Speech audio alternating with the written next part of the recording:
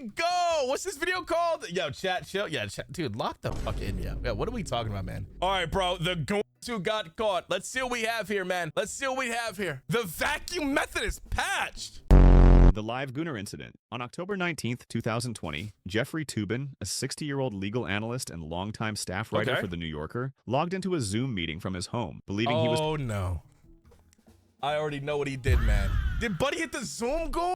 No, bro, no. participating in a routine internal discussion. The call included colleagues from the magazine and members of a radio program, and it was meant to simulate an election night scenario. Toobin assumed his camera and microphone were off. While the meeting continued for others, Toobin remained on screen. Unaware that his video feed was still active, he engaged in gooning, believing he was no longer visible. Several participants— Hold on, dude. You did not need to animate that, bro. I'm gonna be so... Yo. You deadass didn't need to animate this. Why did you do that? All right, man. Yes, he did. I'm a visual learner. Yeah, okay. All right, bro. Yeah, okay. You really had to break it down. Why small? What do you mean small? That's massive. That's like a fucking arm. What are you talking about small, bro? That shit. All right, whatever. Gooning, believing he was no longer visible. Several participants noticed what was happening in real time. Oh, man. Shocked attendees immediately exited the call. Within hours, the incident was reported internally. Toobin was suspended from The New Yorker pending investigation and placed on leave from CNN, where he frequently appeared as a legal commentator. Days later, he publicly acknowledged the incident, stating it was an embarrassing mistake. Dude, no, I'm gonna be like, no, let's talk about it, bro. In what world are you going to a work meeting and you just need to go that badly? No, I don't know. No, guys, can we talk about in what world would that ever happen where you're at a work meeting and you're like, dude, I need to go right now. I don't care what's going on. I'm going right now. He low-key got your glasses. My world, your world, this world. He low-key look like you. No, it caused by a misunderstanding of the Zoom interface. Don't just sit here and say people in look November like me. 2020, The New Yorker terminated his employment after 27 years. CNN later allowed him to return briefly before cutting ties permanently. What had been assumed to be a moment of private downtime during a virtual meeting became a career-ending event. The unlocked door— Why would they ever like hire him back? Like, they're like, oh, yeah, I mean, dude, yeah, you just gooned in front of all of our employees. But you know what, man? Wait, still got that nut, though. Was it worth it? Man, remember when we used to say that? Still got that nothing, though. Still got that nothing, though. Was that shit worth it or nah? What are we thinking? That shit ruined his life, bruh. What's up, man? It's been a long time. I've been an TNS4L fan for a long time. W moldy bread crisis. Yep, mine is large. Don't know about you though. You look skinner, but right arm is massive. Keep up the work. What? You look skinnier, but your right arm is massive. Mine is large. Don't know about you though.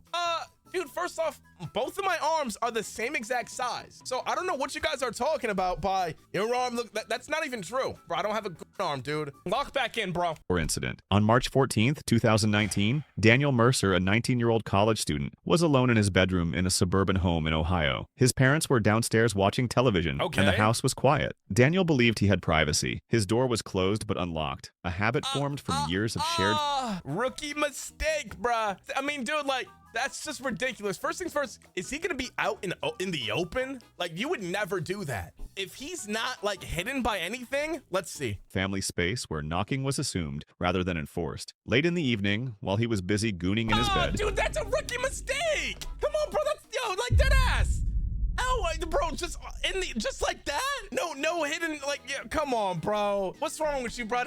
Rookie goons. This is that ass rookie goons. His mother walked in on him to collect laundry. Assuming he was studying or asleep, she opened the door without knocking. The encounter lasted only seconds. Daniel froze. His mother immediately looked away and stepped back into the hallway, closing the door behind her without saying a word. In the hours afterward, Daniel remained in his room, overwhelmed by shame and panic. He did not leave to eat or speak. His mother avoided the hallway outside his room for the rest of the night. In the days that followed, neither acknowledged the incident. According to later accounts shared anonymously by the boy in an online forum, the incident permanently altered the emotional dynamic in the household. He described intense embarrassment, anxiety, and avoidance that lasted for years. It's that serious? Like, guys, imagine you walk in on, like, dude, I don't think it's that, like, it's not that fucking bad. Like, it could have easily been a conversation like, hey, it's okay. Like, I mean, like, bro, it's not that deep, man. Don't worry, dude. Like, my bad, I'll knock next time. You know what I mean? Like, yo, what the fuck? What is this? Years, despite no further mention of the event by either party. The Toronto serial Gooner attack. Wait, that was literally it. And what the fuck is this mean? The Toronto serial Gooner? Do you know how crazy that has to be to get a... no, I can't even. No, that's crazy. That's crazy. On multiple mornings throughout 2017, a series of women in downtown Toronto reported a disturbing pattern to police. Oh, no. The incidents occurred in busy public areas, near transit stations, sidewalks, and commercial buildings, often during rush hour. In each case, a man approached from behind, goon and nut on their body without physical... What? That motherfucker didn't know what? No, get him out of here, bro. No, dude, no, come on. No, this is not even, this is too far, bro. Put him in prison for life, dude. He might need to be executed, bro. I don't know. Contact and fled the scene before victims could react. After several reports were filed, Toronto police began reviewing surveillance footage and witness description. The suspect was identified as 20-year-old Indian man living in the city. Police alleged that he deliberately targeted strangers in public spaces, choosing crowded environments where he could disappear quickly. Later that year, the man was arrested and charged with multiple counts of sexual assault. Investigators stated that the acts were intentional and non-consensual, and that the duh. Yeah, we didn't need to go in any type of court for that. We didn't need, we didn't need that. Duh. Yeah. By the way, this animation was also not needed again. I don't know why. We didn't have to, like, you know what? I'm not gonna. Absence of physical touching did not lessen the severity of the crime. During court proceedings, prosecutors emphasized the psychological harm inflicted on victims and the repeated nature of the behavior. He was ultimately convicted and sentenced under Canadian criminal law. How long? The birthday incident. No, how long did he get, though? You like it, though. Yo, who likes that, bro? Send him to the gulag. That's no, dude, like, really talk, like, do you ever just, like, wonder, like, what happens to these, like, dudes' brains? I'm talking to the girls in the chat right now. As a girl on social media, when you post like a little video or something and you see those comments by like 60-year-old men, they usually put like 3 emojis and they're like, you're beautiful. Three emojis. Like, how does that make you feel? And I just really understand, like, dude, like, what's wrong with those guys? I love it. What the fuck do you mean you love it? I just need to understand, like, I want a conversation with one of these old freaks. Like, dude, like, what makes you think commenting something like that is what anyone wants? I extort them for money. Your name is Liam. If you ever wanted to watch Tnickelss on Spotify or listen to Tnickelss on Spotify, I'm on Spotify. Both my videos on my main channel and my second channel are being uploaded to Spotify. Check out the podcast. I got the links in the description, and you can also watch the videos there if you wanted to. A 26-year-old man named Anurag P. was alone in his bedroom at his family's apartment in Chiang Mai, Thailand. It was his birthday. Believing he had privacy for the afternoon, Anurag closed his door but did not lock it. Wearing headphones, he was unaware of activity outside his room. As the afternoon passed, Anurag remained absorbed in his behavior, looking for the right video to go to on the hub. Unknown to him, his parents what was absorbed in his behavior, looking for the right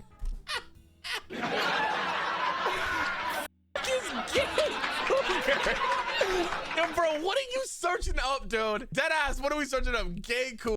Yeah, we've lost it, man. Video to goon to on the hub. Unknown to him, his parents, relatives, and several close friends had gathered in the living room to prepare a surprise celebration. A cake had been lit with candles. Someone began recording on a phone. At approximately 6:40 p.m., the group moved down the hallway toward his room. Without knocking, his aunt opened the door. The group immediately began singing Happy Birthday in unison. The singing continued for several seconds before anyone registered what they were singing. Anurag froze in place. The room fell into confusion as some family members turned away, while others stood silently. His mother quickly closed the door and told everyone to return to the living room. The recording ended abruptly and the celebration was canceled. Oh my God. That evening, Anurag did not leave his room. The following morning, Anurag was found deceased in his bedroom. Emergency services were contacted, but he was pronounced dead at the scene. The death was ruled a suicide. No note was released publicly. The vacuum in— What?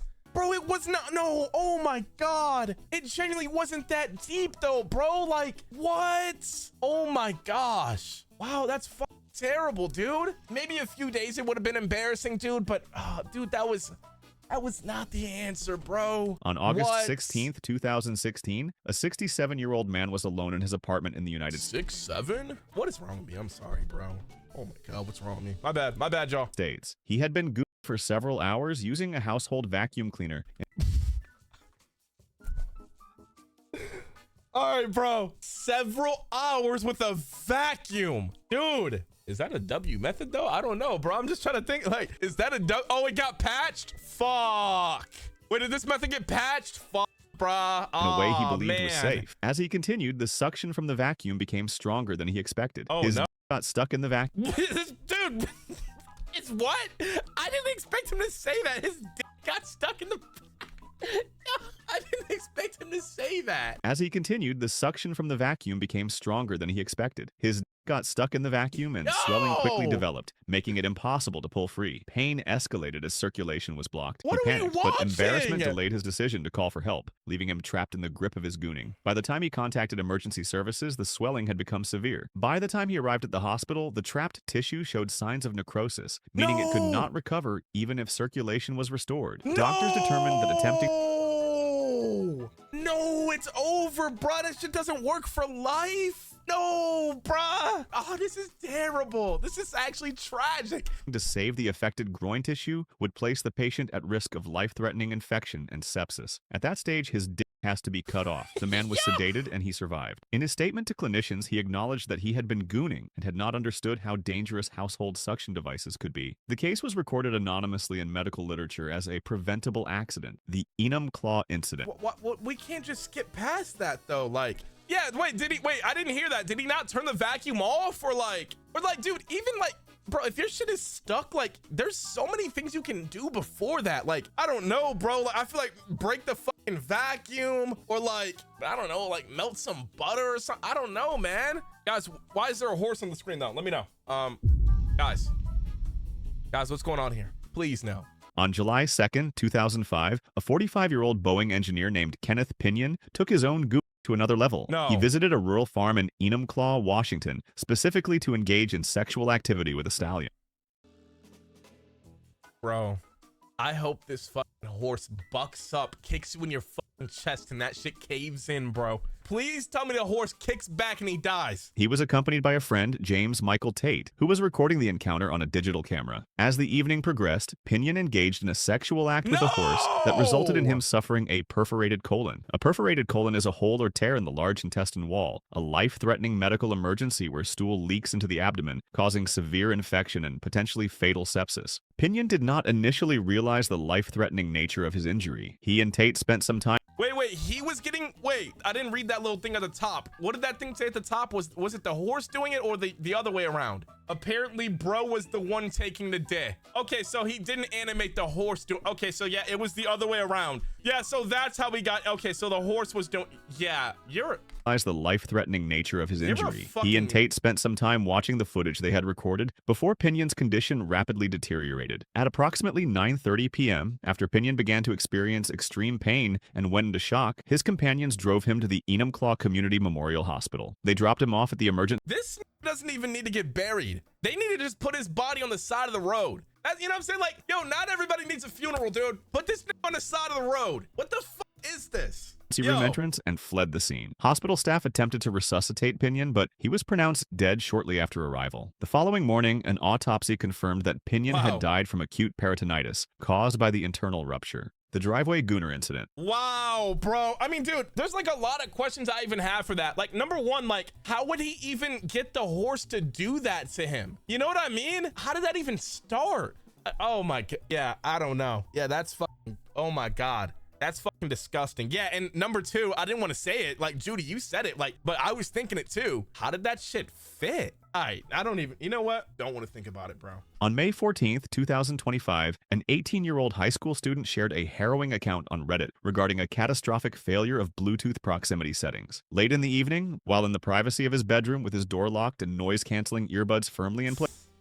Rookie mistake. The noise canceling, bro, you crazy? Noise canceling on top of it, bro? You gotta be aware of your surroundings, dude. Are you fucking crazy? Wow. He began watching explicit adult content on his smartphone. Unbeknownst to him, his father had recently parked the family's SUV in the driveway directly beneath his bedroom window. No. Did the car get connected to the window, leaving the electronics in accessory mode? As the teenager adjusted his phone's volume to the maximum setting, the device's auto-connect feature bypassed his earbuds and paired with the vehicle's high-fidelity sound system. The graphic audio from the video did not play in his ears, but instead blasted at full volume through the car's speakers. At that exact moment, his older sister was sitting in the driver's seat, having just entered the vehicle to run a late-night errand. Startled by the sudden eruption of explicit audio, she initially believed the car's infotainment system had been hacked, or a prank was being played played. The teenager, realizing his earbuds were silent despite the volume bar being full, looked out his window to see his sister staring at the dashboard in horror before frantically turning off the ignition. The incident... Yeah, no,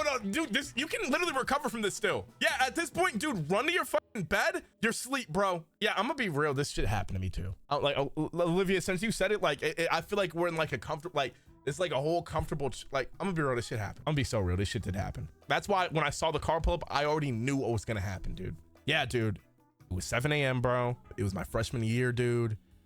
And it was a weekend. So, you know, it was 7 a.m. I woke up, I was like, bro, like, you know, I kind of want to go right now, bro. Like, you know what I mean? So it is what it is. So, you know, boom, boom, boom, boom, connect my phone. And at this time I had my phone on auto connect. I had that, you know what I'm saying? I had the same auto connect situation, bro. And for 1 second, boom, my audio cuts out. I'm like, what's happening? I'm like, yo, what's going on? But I'm pretty sure I was good though. I immediately turned it down. I closed it out immediately, bro. I think I'm good. Like, I think nothing ever happened. So like, I think I'm good though. I immediately swiped out the app.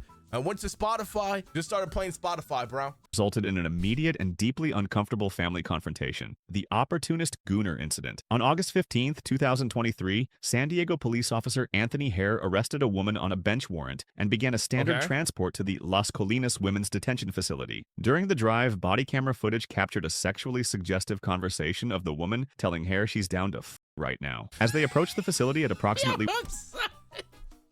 Yo, this channel's hilarious. Why is he cursing? Like, I don't know why. I just don't expect him to curse. It's just like, bro, it's like throwing me off. All right. 1:33 a.m., Hare diverted his patrol cruiser onto a dark residential side street, turned off his headlights, and deactivated his body-worn camera. Unbeknownst to him at the time, entering the rear passenger compartment to be with the detainee would trigger the vehicle's we saw this on body cam. We watched this video, remember? The car locks, and then the other officer has to help him out the car. Yeah, bro. Nice try, man. Dude, that's crazy, automatic safety locks. Hare inadvertently locked himself inside the caged rear cabin with the woman, becoming trapped for over an hour. Panic-stricken and unable to open the doors from the inside, he was eventually forced to call a fellow officer for assistance, initially claiming he was checking the woman's pulse during a medical emergency. A supervisor arrived at 2:40 a.m. to extricate a visibly embarrassed Hare from the vehicle. Investigators found that Hare had falsely notified dispatch of his arrival at the detention center and discovered traces of semen on his duty belt. Hare resigned on September 14, 2023, just 1 day before a scheduled interview with Internal Affairs. By July 2024, his peace officer certification was officially revoked by the California Peace Officer Standards Accountability Board. The incorrigible... That's fucking crazy, bro. Do you think she was like... I mean... Do we think she was bad? Like, do you think he had a valid reason, or was he just a horn dog? I don't know, bro. In 2006, Dennis James Davidson, a then 29-year-old man, began a series of public gooning that eventually led to his branding as an incorrigible masturbator by the Oregon court system. His first recorded incident occurred while he was living with his grandmother. A neighbor... Wait, what do we mean his first recorded incident? We let this happen multiple times? Like, this kept all right, man. T is almost as ugly as that guy. Witnessed him standing on another neighbor's porch, gooning. When confronted by the witness, Davidson thrust his hips toward her and shouted, "You want some of this?" Before police arrived and found items in his backpack, including lubricant and a note expressing a frustrating crush on the woman whose porch he had occupied. Just weeks later, Davidson was caught gooning again on an elementary school playground. Yo. Just weeks later, and we let him go? We let him go? Like, what the fuck? In full view of 3 children and several school staff members, resulting in his first significant prison term. Upon his What do we mean his first significant term? It should have been the first and last. What do we mean the first one? Yeah, it should have been the first and last. All right, yeah, dude. Don't tell me he got out like within a few years. Release in 2008. He was arrested again within 4. That happened in 2006. First significant prison term. Upon his release in 2008, he was 2 years. 2 years, bro. So he can go. Yeah, dude. That doesn't even make sense. That dead ass doesn't even make sense. 2 years and he was out free. He was out free to do it again. What do you do next, bro? Was arrested again within 4 months for gooning in a strip mall parking lot in front of 3 women and a toddler. This pattern reached a peak in 2011 when only 4 days So he did the same thing again, and they let him out 3 years later. after being released from prison for his previous crimes, he was spotted behind a tree at a Salem park gooning while watching a family on a picnic. Due to his extensive history of recidivism, a lower court initially sentenced him to life in prison under Oregon's true life sentencing laws for repeat sex offenders. It only took him 4 different occasions for him to get life. He should have got life the very first time anything happened. Wow, that was a W fucking video, bro. Oh my gosh. W video by Paint Nerd, bro. W Paint Nerd.